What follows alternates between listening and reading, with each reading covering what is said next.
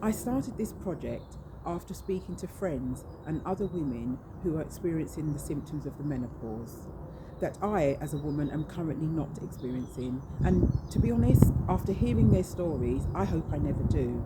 These amazing women are fighting back to empower themselves and get a sense of their identity, whilst at the same time supporting other women who maybe have no one to speak to or have never spoken about their experiences of the menopause.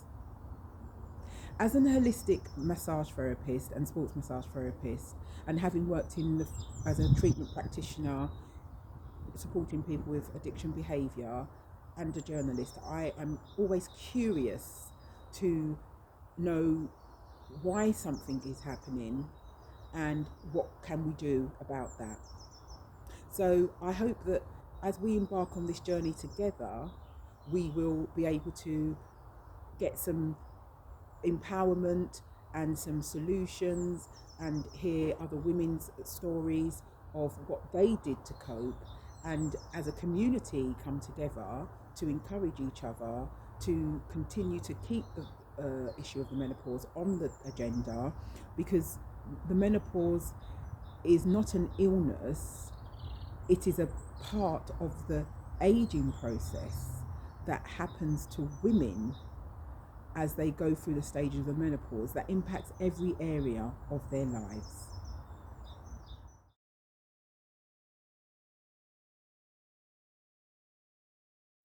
Well, thank you for the opportunity to speak about menopause and symptoms of menopause. My name is Bernadette. I'm 51. Um, my menopause journey started from when I was about, I would say about 40, maybe about 45, 44, 44, 45. And I didn't know it was menopausal symptoms at the time.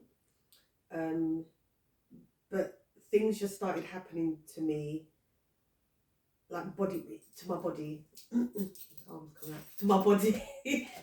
Sorry. Right. Just be you. Just be Sorry. you. To Don't my body apologise. that I didn't understand.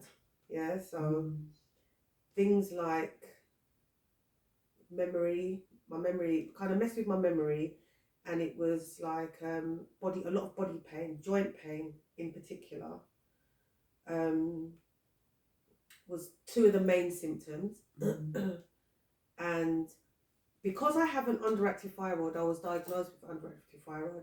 I just mimicked it to that, right? So I didn't think menopause initially, and then the symptoms just continued. Um, Depression, low mood, can't sleep, and then it started with the hot sweats. So before you had the hot sweats, but you had the depression and the low mood and the can't sleep, did you equally still put that down to the thyroid I as did. well? I did. And then when the hot sweats started, did you think, oh, this is something different? Yeah, when the hot sweats started,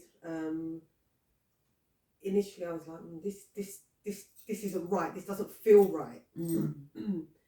But I ploughed through, until eventually I felt like I was going mad at one point, because it was like little things that you just can't remember, words and phrases that were really difficult to articulate. So I went to my doctors and I got an appointment to go to my doctors. And when I went to my doctors, they basically said, when I told them the symptoms that I had, I thought it might have been my underactive thyroid. And they said, he said, I'll send you off for a blood test, but there isn't a specific blood test that tests for menopause. But it sounds like you're perimenopausal, because at that stage as well, my periods were not consistent. So they changed month to month.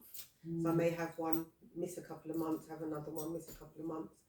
And so, so when I went to the doctors, that's when they said, it sounds like you're perimenopausal. You're 45, so that would fit into that category. I said, okay, fine. What do I do? Not a lot you can do, but read up on it. And so that's basically what I did. So you was just told to read up on the symptoms of the menopause, and then what? Just get on with it. And just get on with it, basically. So you not offered HRT? Wasn't offered anything at that stage. No. So Wasn't what? offered anything. Okay, so what did you do to educate and inform yourself? So I did. I literally did research. Went online. You go through Google. I read about menopause. I read about the menopausal symptoms, and then what I did was I tapped into a friend who happens to be a nutritionist, and spoke to her about the symptoms of my menopause and what I can do to help myself, really. And a lot of it for me was changing my diet. So a lot of it was supplements and changing the way that I eat, but trying to get the nutrition from food rather than from other things like supplements, right. and have the supplements as an addition. To start off with supplements to supplement the food products that I'd be eating. Does that make sense? Yeah. And so I literally just went on a food plan, so to speak, and then I just started eating a bit more healthier. Such as? So I started eating a lot more veg, a lot more salads. I kind of cut out red meat, and I was eating things like just fish, like salmon, mackerel, and chicken at points. I was eating things like chickpeas and lentils, and then she gave me information around sleep and how I counteract sleep, and so that's when I started drinking turmeric milk tea at night time before I went to bed. Obviously drink lots of water, and I was taking supplements such as magnesium, bioselenium, I think it was, vitamin D, and there was another one, but I can't remember the name of it. And did these things help? Do you think that initially no, but over a period of time, I wouldn't say the symptoms left me, because they didn't, but I could see a difference where they started to subside. Right. And so I continued down that path. Okay. But for me, the symptoms are, so the hot flushes I still get. The hot flushes didn't go anywhere. The sleep pattern got a bit better, but things like the brain fog and low mood happened, but it happened intermittently, so it wasn't as regular as I was getting it pre-changing my diet and whole eating plan and stuff like that. Because you said that you felt like you was going mad. Yeah, I felt like I was losing my mind. So like even like work-wise, just being in work and knowing, it, but it's difficult. It was difficult to articulate it, and I was making I was making mistakes at work, not remembering policies, not remembering procedures, not remembering the context of it. It was a lot, and so even at that point at work, because of the person that I am, I'm quite open anyway. So I knew I was making mistakes because I can identify the mistakes that just in terms of the brain fog and not remembering. And I was just open, and I just said, look, I think I'm going through the menopause. It's affecting me in a really adverse way, and I just need you to just take a little bit of time with me until I can figure this thing out. And they were, they were okay about it. I think not many people were going through the menopause at that time. Right. I'm one of the older ones that used to work in that environment. So yes, you talk about it, but it's difficult for people to comprehend because they don't really actually know what they're going through. Does that make sense? Sure. So, but I was open to just sharing my journey and just saying to colleagues, look, this is what I'm going through. Please just bear with me. And were they sympathetic? They were sympathetic. And they were sympathetic. And they were understanding. Yeah, they were. And did the menopause affect your attendance at work? Did you have to take time out of work because of it? The only time I took time of work out of it was when I was suffering with the bouts of depression. Right. So when I was depressed and low mood, I would take time out of work, and that attributed to right. And the was feelings that of the menopause. sort of down as sick? Was that classed as you? That was classed as being me being sick. Yeah. For depression or for the menopause? For depression. So there was no recognition that there was no recognition that it was menopause. Yeah. And you talked about, in terms of your symptoms, you said you initially started with achy bones or joints. So joint pain. Was that every joint or just particular? That was back, that was knee, that was body, that was legs. It was just literally joint pain, stiffness, especially in the morning time. And then once you kind of get over that whole morning routine type thing, starts to subside, but the pain is just there. So I was on a lot of painkillers at that time as well. Oh, so you took painkillers for the pain as well. And how long did you have to take those for? The painkillers ongoing. So you still use them? So I still use them as and when I need them. Not as regularly as I did at the initial stages of my journey. Sure. But I still use them. 45 when you started, you're 51 now, so it's still 6 years and you're still going through symptoms. 6 years and I'm still going through symptoms. So yes, I no longer have a period. So my period stopped about 2 years ago.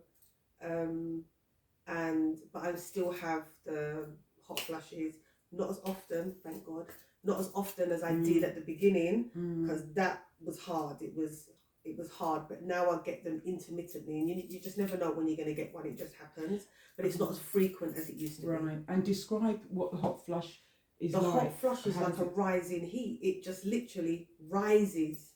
It's so uncomfortable, but all of a sudden you could just be here fine, and then the heat just rises. It literally from your belly go up, and the heat and then all of a sudden you just break out in little waterlets in your face, like and then you're just literally sweating. It's like your body really heats up, and then before you know it, it cools down again.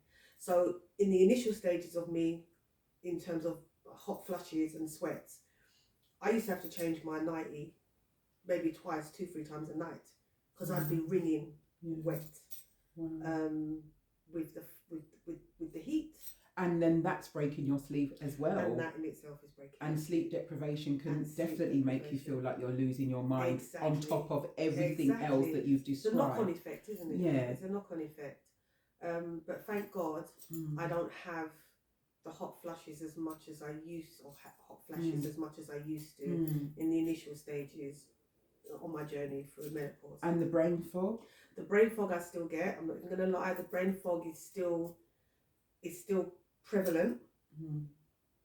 Even when I try to speak, it's just like the words just don't come. You know you want to say a word, and it just goes. It just literally goes out of your head. Dry skin as well was one of the symptoms. Okay. Dry skin was definitely one. I just felt dry all the time, and I had to always be moisturising. But yeah, I still get brain fog, especially now, and just not remembering stuff, which is hard. How do you kind of cope, or how do you? Because you've changed your food, and that helped. Yeah. Is there an environment change that helps? Is there exercise that you do as well, or how do you? Intermittently I do exercise. I'm not going to say I'm a regular exerciser, because I don't like exercising.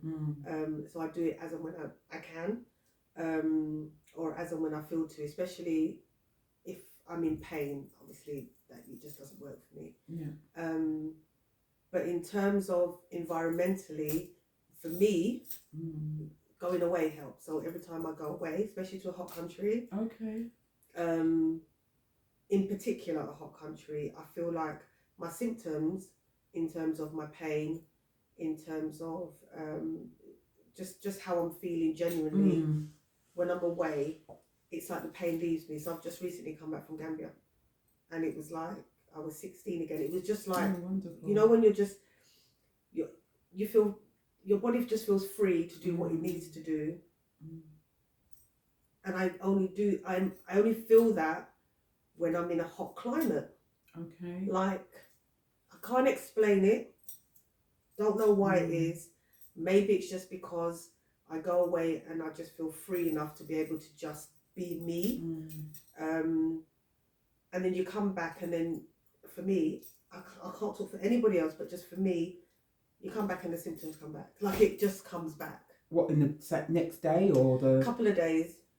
Give me a couple of days and I'm back to granny mode, if you like. Right, You know what I mean? right, Like yeah. stiff joints and like pain and just, yeah. So the warm climate and being away from the stress and the responsibility of home. So it's almost like when you go away, everything gets left at the departure gate. And then you can just go and you're not thinking about anything other than just being. And that has a real significant change. There's no hot flushes. No hot flushes. No joint pains. About the brain fog, is that still there? Brain fog I still get. I can't even lie. There's I do still get the brain fog, and I don't know if the brain fog will ever leave me.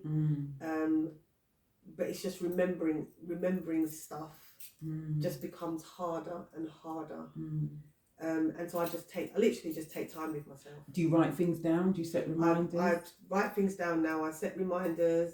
Even in work, I'm literally just logging stuff just so that I can remember to do stuff. As you need to. You can refer back to that list. As I need to. Yeah. Whereas before, I could remember phone numbers like that. I don't remember phone numbers anymore. Right. Like I could remember numbers.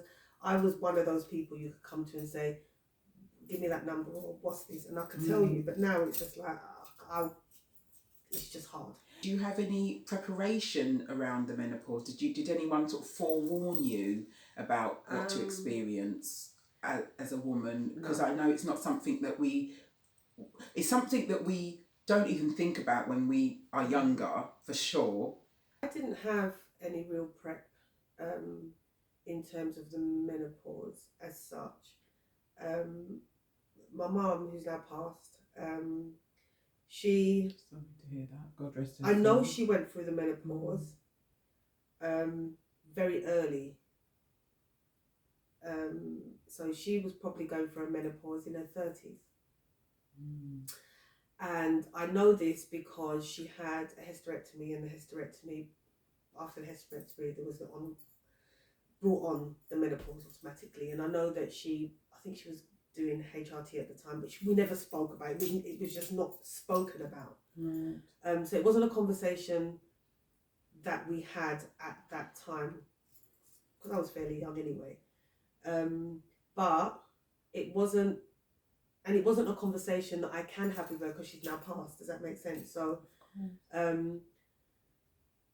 I do have conversations, or I have had conversations with my peers. But it's very difficult when you're going through something and somebody else isn't going through something, and so they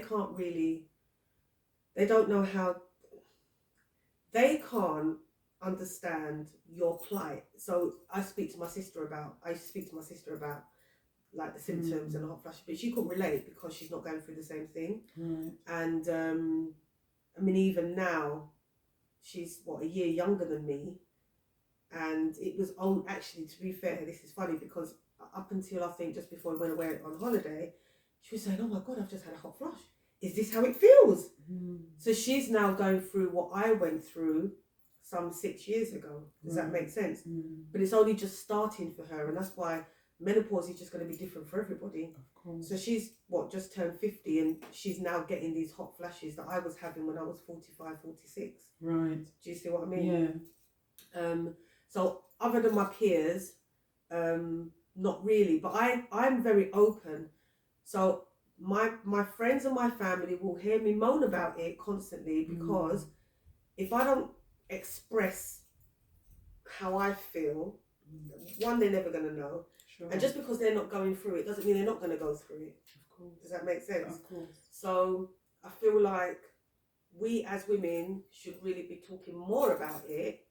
And not only talking more about it, I think we should be talking to our children about it, especially our daughters, just so that they know what to expect when that time should come. Because we talk to them, I'd like to think we talk to them about periods. I'd like to think we talk to them around that issue. But then why not widen it? Why not just say, look, this is the process of it. yes, you start a period, but your period will end, and your period will end, and these symptoms may come, and it's called the menopause or perimenopause, and these are the symptoms you may encounter, and just so that they have an awareness of what their body may go through at that time. Of course, because it sounds scary, and I know some people think that they've got a terminal illness because they don't know what's going on. And also, in relation to speaking to your children, it can also impact how your other relationships are affected with men in your life, with your sons, with your partners. And I always say that women shouldn't be afraid to speak to their partners, husbands, children, boy children, about the menopause, because it does have a knock-on effect. And I know that menopause is being talked about now because it's in the limelight now. Where I work currently, we have menopausal groups, but the men have menopausal groups as well. Oh, that's good. Because they are facing, they're living with these women that are going through the menopause and not knowing what to do, not understanding what it's about, just seeing this person change from who they were to who they are now, and not understanding the reason behind it. These conversations with men do need to happen so that they can have empathy and they can, have an understanding of how the body changes and what it does to you as an individual. And I think that's definitely something that is important and that needs to happen, and like you say, we need to keep speaking about it, because some people think it doesn't affect them because it's either not happening to them yet or they're not a woman. Exactly. But in actual fact, everyone who's connected to a woman going through menopause will be impacted some way by the menopause, because of whether it's the mood that you have at home or the lack of kind of comprehension you have at work, or the fact that you are not able to be motivated to be involved in, socialising. Absolutely. All of these things. Lack of sex drive, that's one of the symptoms. Libido. And that will affect relationships if men don't understand that this is what I'm going through. Of course. Bear with me. Do you know what I mean? Yeah, of course. And so I'm at the back end of it, kind of like at the back end of it now, where I'm still menopause. I'm still going for the menopause, but I don't dwell on it as much as I did at the beginning. You're able to manage it better. You understand what's going on. I'm able to manage it a lot better, and I would always say to people, just arm yourself with information. As a woman, just do your research, because it's relative to you. So my symptoms are going to be very different to your symptoms, going to be very different to somebody else's symptoms, but there are an array of symptoms that come with menopause. And so if you're not knowledgeable in what those symptoms are, then you will think that you're going mad, and you will think that there's something terribly wrong with you, and actually there are ways in which you can manage it yourself. And keep talking to your sisterhood, keep talking to people that can relate, and even if they can't relate, still speak about it, so that they understand what you're going through and the journey that you're currently on.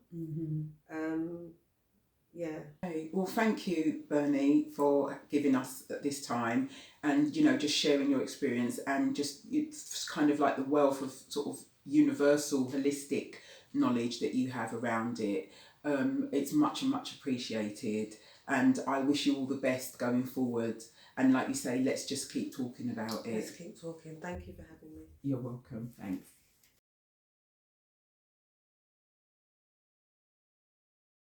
I'm Barbara Thomas, and I'm very pleased to share my experience of the menopause with you today. Premenopausal, you really don't know what's happening. Sometimes you start to get a little bit of brain fog and a little bit anxious, and you don't always understand what's happening. When the hot flushes start, which are the worst, especially the night flushes, which will disturb your sleep. You have to get up. You have so much perspiration.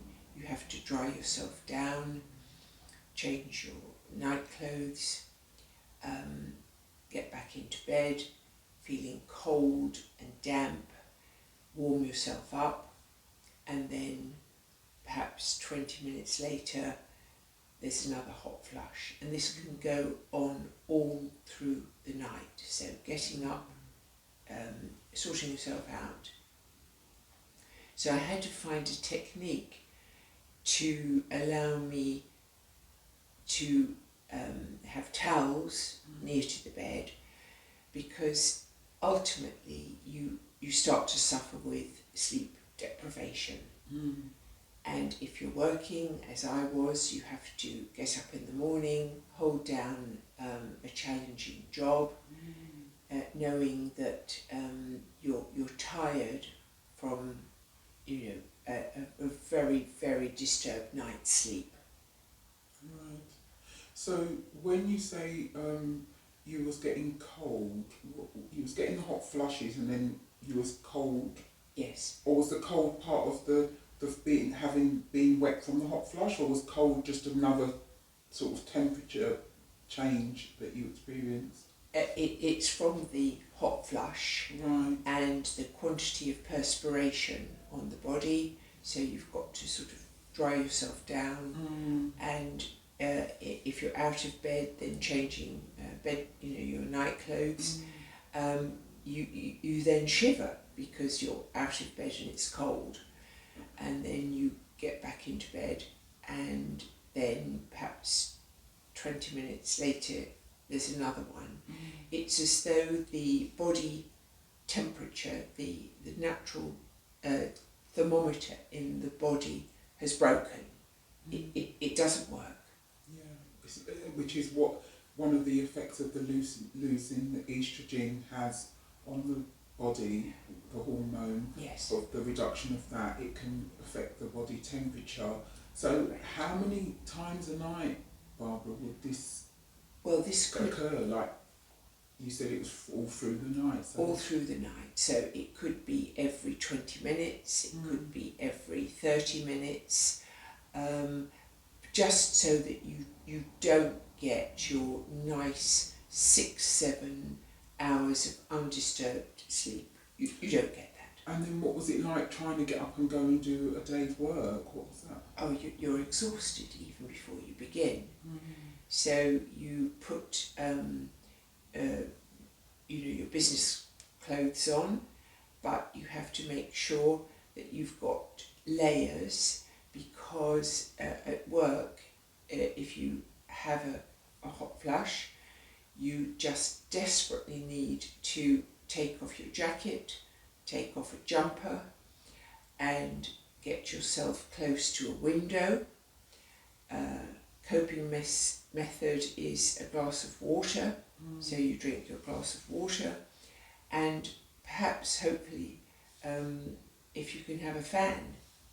So is the water what helped you to cope with the hot flushes and being when it happened around people in the office? How did the water help? What did it give you?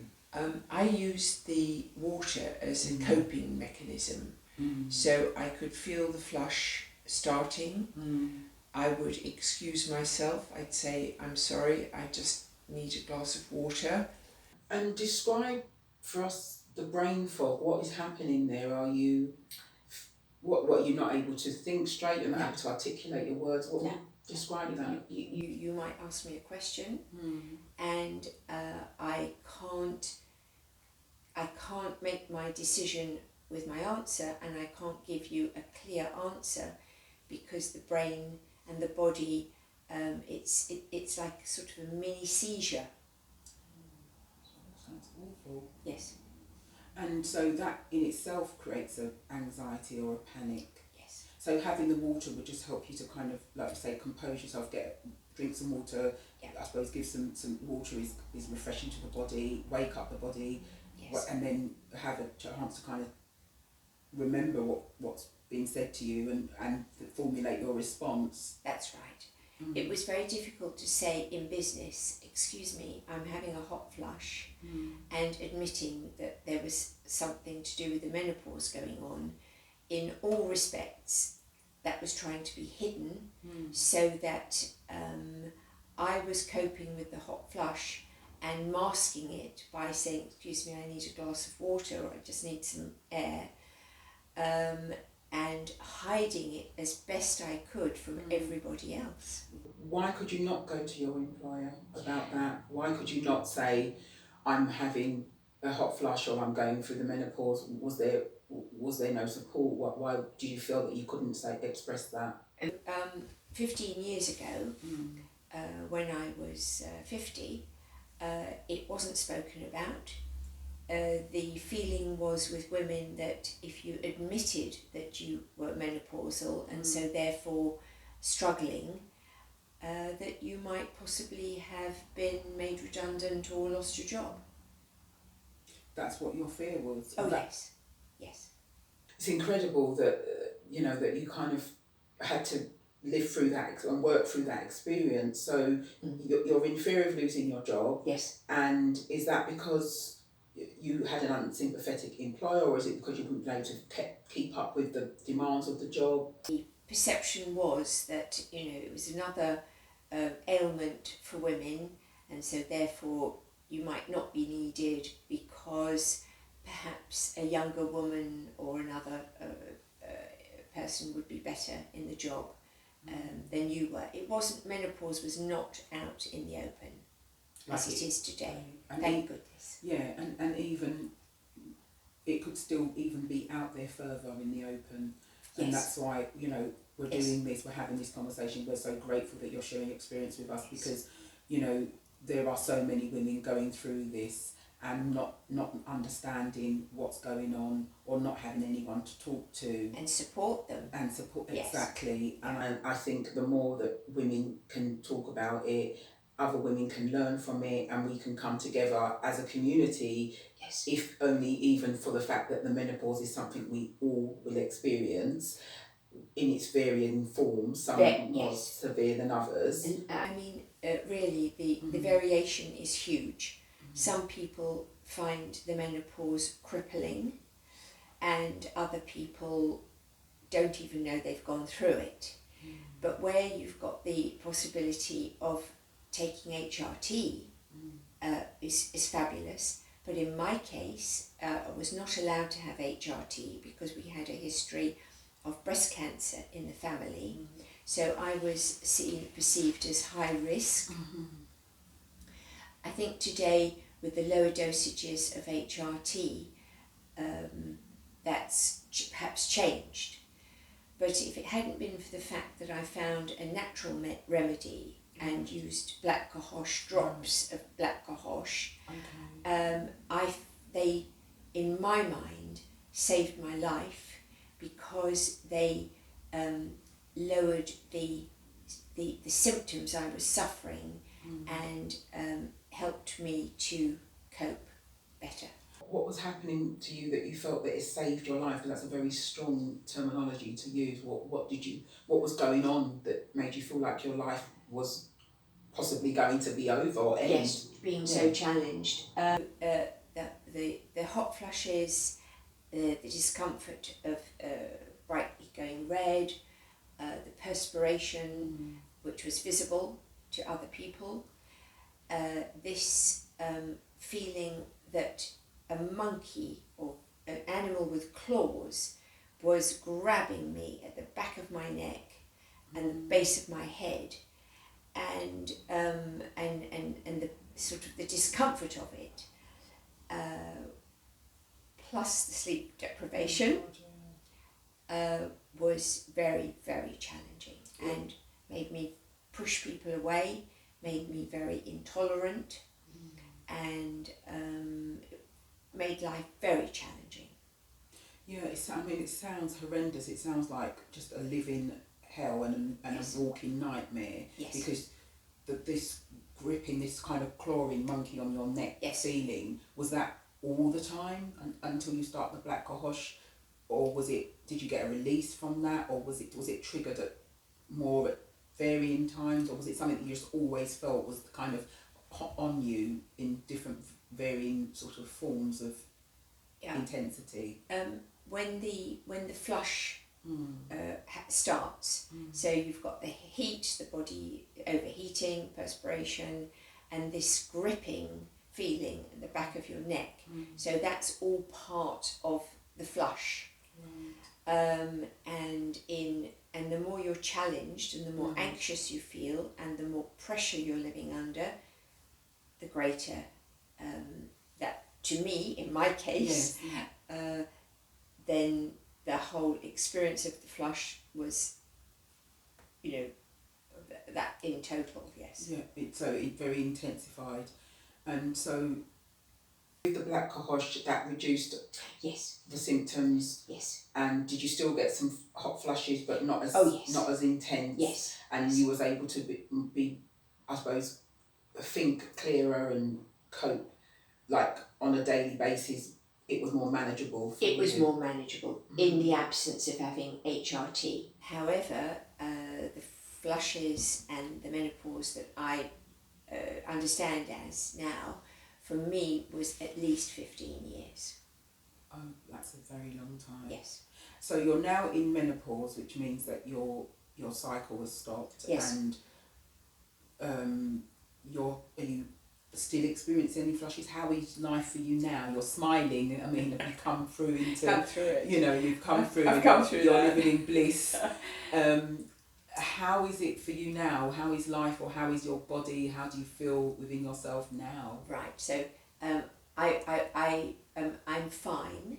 However, if I'm perhaps tired and I have a challenging situation or a difficult decision to make, or something in life is not running smoothly, I can still have a hot flush triggered from the brain, from the mind, creates the hot flush because I'm under pressure.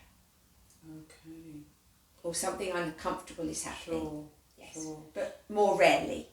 Right. And when was the last time you had that experience? If I took a train and I suddenly saw that I had to change trains at a different station, and so that made me anxious, and it was something that was unusual for me. So then I get a slight hot flush. And when was that? When did that last? Yesterday. Oh, sweetheart. Well, you're laughing through it, and Yes. it's better to laugh than to cry. Yes. Yeah. I can deal with that because when you are in hot flushes all the time, you learned to dress with different layers. So you didn't ever have a high neck sweater on. I've stopped wearing polo sweaters many years ago, because then you could take off your jacket, you could take off a cardigan or a jumper, and you could cool yourself down, have a glass of water, get yourself back together again, and then you feel chilly, so you have to put all those layers back on again. Right. So lots of layers. Okay, that makes complete sense, and you've explained it to us wonderfully. Thank you. Are there any nutritional things that you had to change in terms of your diet? Did you increase in exercise? Was there anything that helped in that way, or was it just the black cosh that really helped you to... Yes, you have a healthy diet, lots of fruit, vegetables, and not too much protein. They do recommend that you don't eat spicy food and limit alcohol.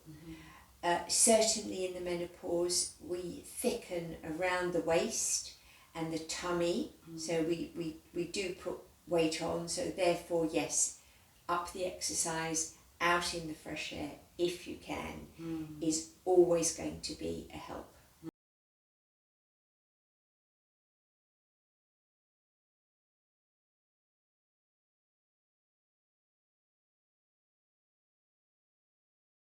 We just wanted to leave, our viewers and those listening with a word of encouragement or hopefulness for the future. What would that be? Would be that low dosage of HRT is most definitely very beneficial if you're suffering badly.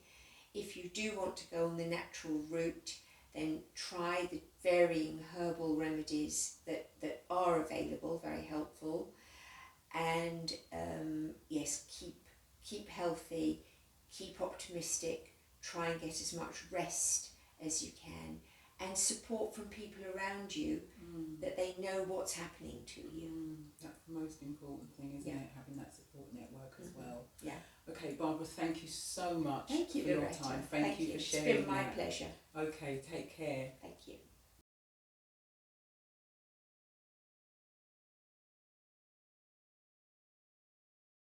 Today, I'm speaking to an organisation, GamCare, that have set up a menopause policy, and I'm interested to know, as I'm sure you will be, why they've set up the policy and how the policy benefits the women that are used that need it.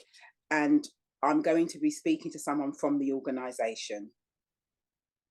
Hi Loretta, lovely to meet you. My name is Claire Nugent and I am the Senior HR Manager at GamCare, and I was involved in the development and the implementation of our menopause policy and toolkit.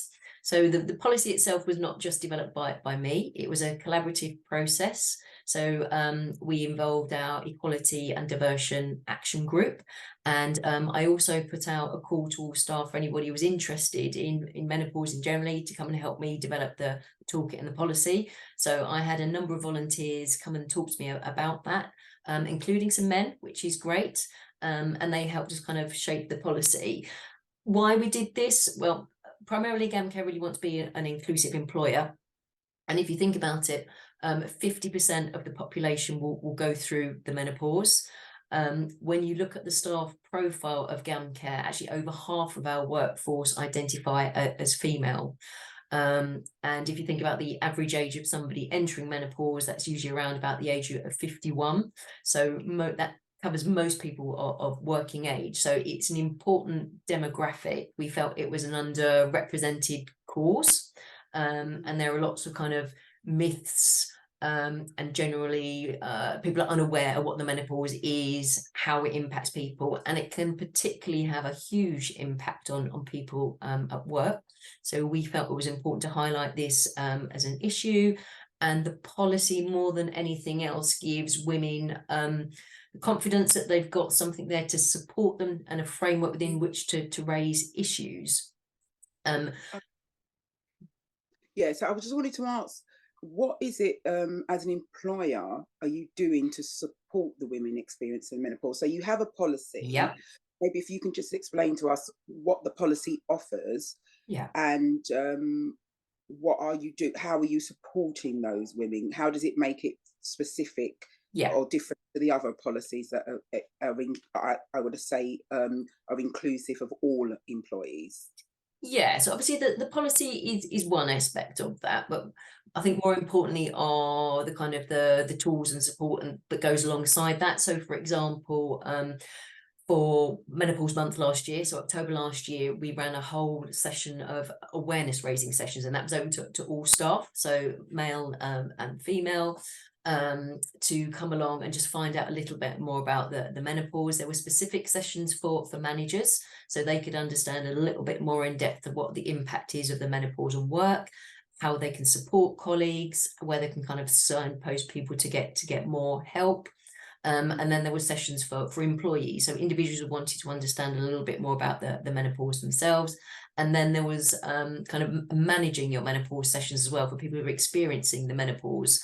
So just talking about, again, how that might be impacting on work, what things you can do to kind of support yourself, how you kind of have that conversation with your manager to ask for additional help. So the policy sets out things. It's a bit like a risk assessment process when you're doing a health and safety risk assessment. It's, how are my symptoms showing up at work? What things can we put in place to kind of mitigate the impact of that? So if you think about kind of the main symptoms, it's often things around poor sleep. So actually, the policy supports you to have your conversation with your manager to say, if I'm not sleeping very well, can I flex my hours of work? Would it be possible to kind of start later in the morning? Could I have a longer break at lunchtime to have a little bit more of a rest and then work a bit longer in the evening? So it's those kind of things that just makes it more open, people are more aware, and then hopefully people feel more confident to have the conversations. And then in terms of people support for those actually going through the menopause, we run regular menopause cafe sessions. So they're just drop-in sessions where anybody can pop along, have a chat.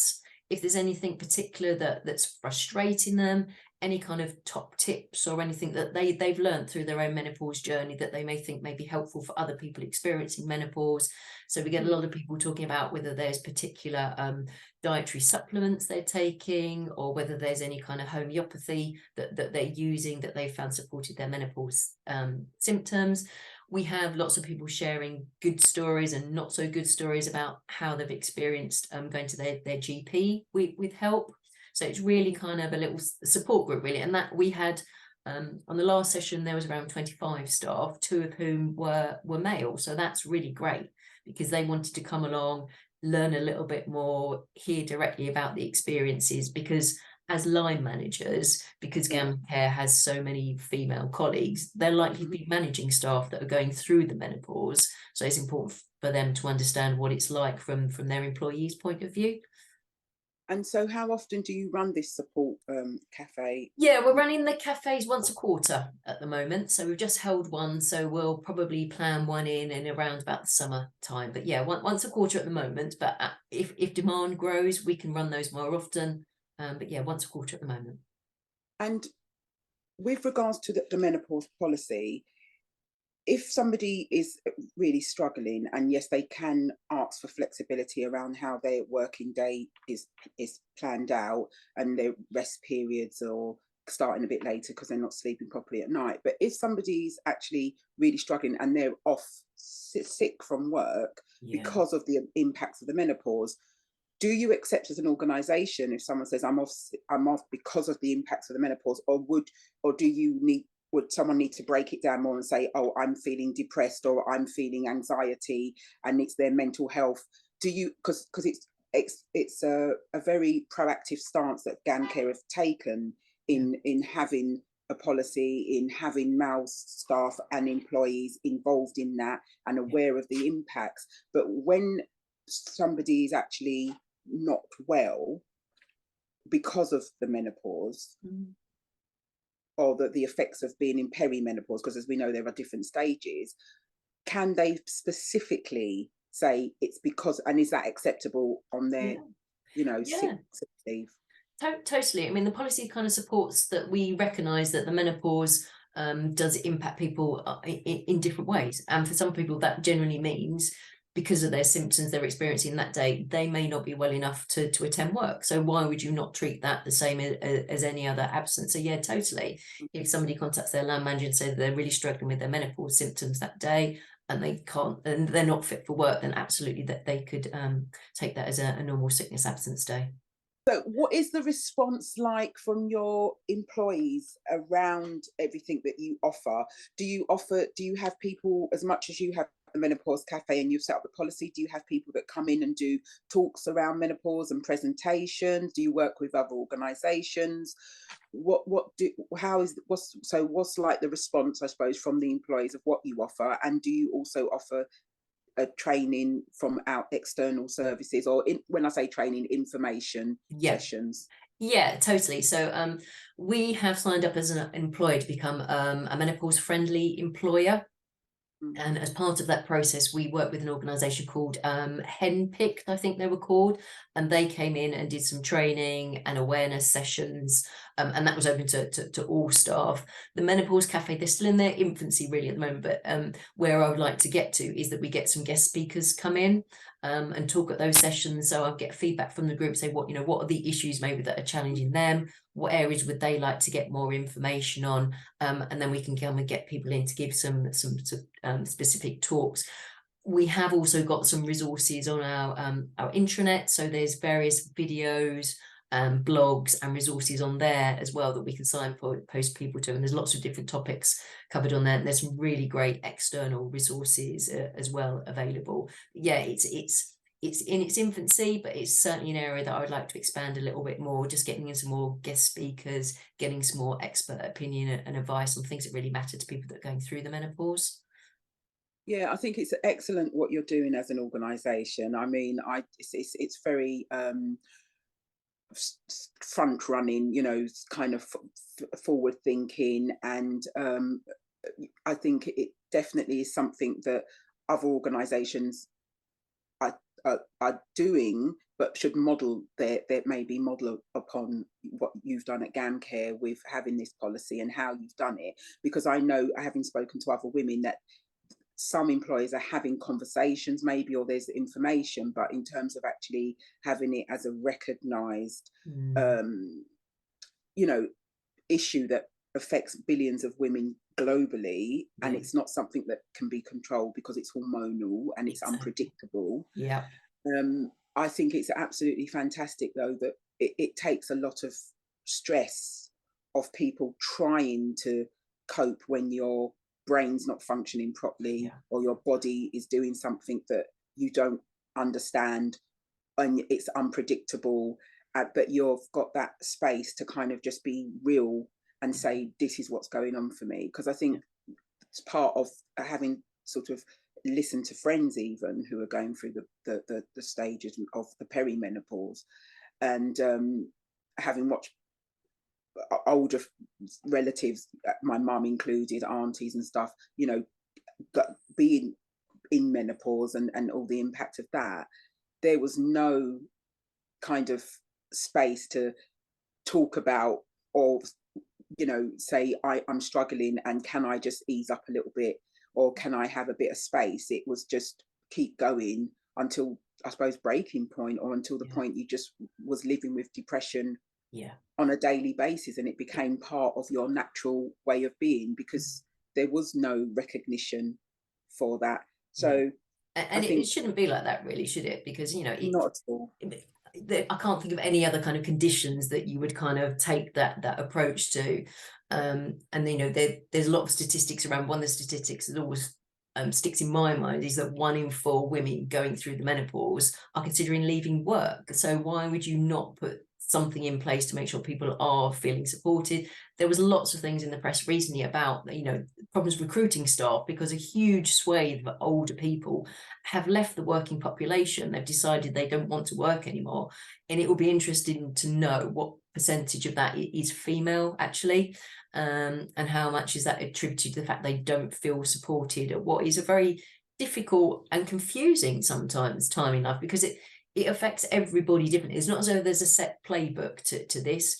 Different people experience symptoms differently. You know, there's more to be done about understanding how it affects people with disabilities, for example, differently, or people with different ethnic backgrounds differently. There's not one set of rules for this. So the more we have these conversations, the more we raise awareness, it just helps more women going through the perimenopause and the menopause, just to get some support and have the confidence to raise the issues, because people just have a better understanding of what they're going through. Definitely, because I think there are a lot of women out there that don't even know what's happening, or have Totally. not sought any help, and they haven't even spoken to a medical professional. And sometimes, if you're of a certain age, you're brushed off because they think you're not old enough to be Yeah, experiencing it. It's like yeah, there's a bracket of when you're should maybe from 45 maybe, or, you know, late 40s, early 50s, but actually yeah, it can start differently, like you say, for everyone's different. It can start different stages of your life for, you know, each individual. So there is no, it's not something that you can kind of pigeonhole and blanket, because everyone's experience is going to be different. Because, you know, you look at some statistics and there's like, they'll say there's 30 something different symptoms, and then there's 40, and then there's 60, and yeah, some people will give you their symptoms, and they're yeah, reaching up to 100 different, you know, symptoms that they're experiencing as an individual. So I think it is not something that you can kind of compartmentalize. So I think that it is really great that what you're doing as a provider.